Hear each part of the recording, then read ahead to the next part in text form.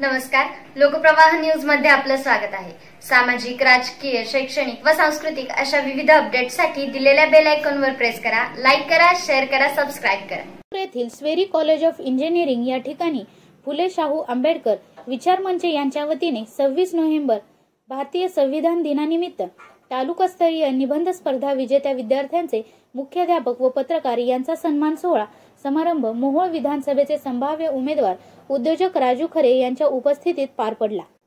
यावेळी प्रथम फुले शाहू आंबेडकर यांच्या प्रतिमेस पुष्पहार घालून दीप प्रज्वलन करण्यात आले। यावेळी विठ्ठल सहकारी साखर कारखान्याचे चेअरमन अभिजित पाटील, स्वेरी कॉलेजचे संस्थापक सचिव प्राचार्य BP रोंगे, पंढरपूर तालुक्याचे उपविभागीय पोलीस अधिकारी अर्जुन भोसले, मुख्याध्यापक संघ महामंडळाचे माजी अध्यक्ष सुभाषराव माने यांच्या उपस्थितीत हा कार्यक्रम पार पडला।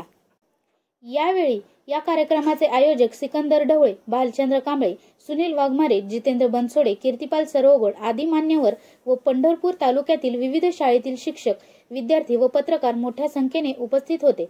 यावेळी राजू खरे यांनी आपल्या भाषणात चळवळीतील अनेक घडामोडींचे विचार मांडले।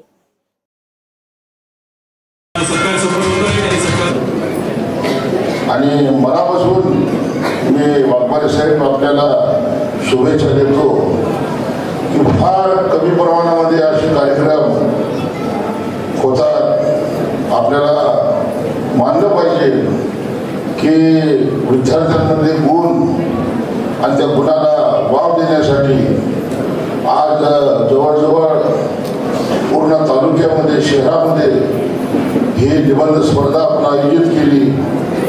त्या प्रत्येक शाळेतल्या मुख्याध्यापकांनी, सर्व शिक्षकांनी आपल्याला सहकार्य केलं आणि एवढी मोठ्या प्रमाणामध्ये आज ही स्पर्धा आयोजित करून आपण सक्सेस केली आणि त्या सक्सेस केल्यानंतर विजेत्या विद्यार्थ्यांचं आज बक्षीस समारंभ या इंजिनिअरिंग कॉलेजच्या मोठ्या हॉलमध्ये होतोय। त्याबद्दल मी आपल्याला मनापासून धन्यवाद देतो। असंच कार्यक्रम आपण करा, कारण आपल्या कामाची जाण या तालुक्यातल्या प्रत्येक माणसाला आहे।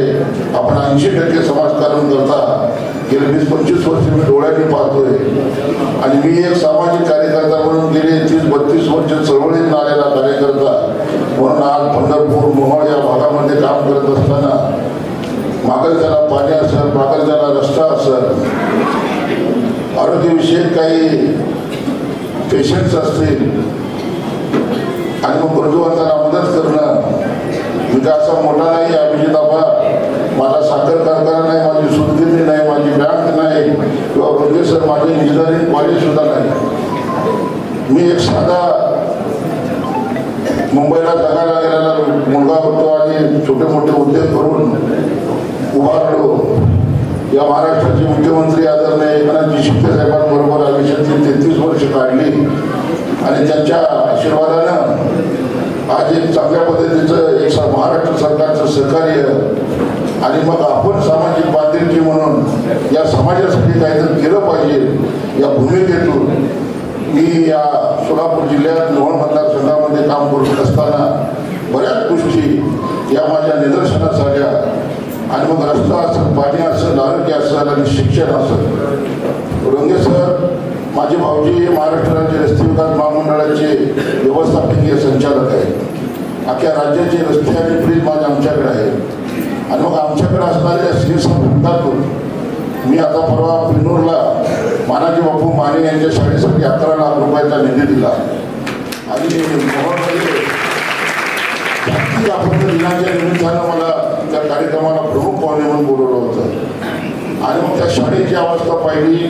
मूक बधिर विद्यालय की जिथं 100 मुलं शिकतायत आणि ते सर्व मुलं ही मोहोळ, पंढरपूर या भागातली होती आणि त्या शाळेच्या इमारतीला रोंगे सर मी 28 लाख रुपये महाराष्ट्र राज्य रस्ते विकास महामंडळाच्या माझ्या भाऊजींना विनंती केली की या खात्याचे मंत्री मुख्यमंत्री एकनाथजी शिंदे आहेत आणि या खात्याचे एमडी हे अनिल कुमार गायकवाड आहे आणि मग मी पेनूरला 11 लाख रुपये आणि मोहोळच्या शाळेला 28 लाख रुपयाचा निधी ताबडतोब दिला आणि आज तिथली कामं चालू केली। सर सांगण्याचा उद्देश एवढाच आहे की मी माझी संस्था काढून एखादी शाळा किंवा एखादं कॉलेज उभं करण्याचा प्रयत्न नाही केला सर. परंतु ज्या संस्था आहेत ज्या खरंच विद्यार्थ्यांना शिकवत आहेत आणि शिक्षण हे वाघिणीचं दूध आहे, तो पील तो डरकाळी फोडल्याशिवाय राहणार नाही. आज आपण ज्यावेळेला संविधान दिवस साजरा करतो त्यावेळेला या भागातल्या कमीत कमी चांगल्या शाळा आहेत, परंतु अर्थकारणामध्ये त्या शाळा मागा आहेत. त्या शाळेला जास्तीत जास्त CSR फंडातून निधी कसा उपलब्ध करून द्यायचा. आणि रोगे सर जवळजवळ या 6 महिन्यामध्ये किमान 50 ते 100 कोटी रुपयाचा निधी या मोहोळ आणि पंढरपूर आणि उत्तर सोलापूर या राखीव माझ्या मतदारसंघामध्ये मी 100 कोटीचं टार्गेट ठेवलंय. आणि मी तुम्हाला यादी देईन त्यावेळी पुढच्या वर्षी आपला कार्यक्रम असेल त्यावेळेला या संस्थेला फक्त शाळा आणि आरोग्य या दोनच्या बाबतीमध्ये मी जास्तीत जास्त सहकार्य करतो. आज सुनील वाघमारे आपण मला इथे बोलवलं, आपल्यासारख्या छोट्या कार्यकर्त्याला इथं बोलवून सन्मान केला त्याबद्दल मी आपला आभारी आहे. एवढं बोलतो आणि मी माझी रजा घेतो. जय हिंद, जय हिंद, जय महाराष्ट्र. पाहत रहा नवनवीन अपडेटसाठी लोकप्रवाह न्यूज. हाक तुमची साथ आमची.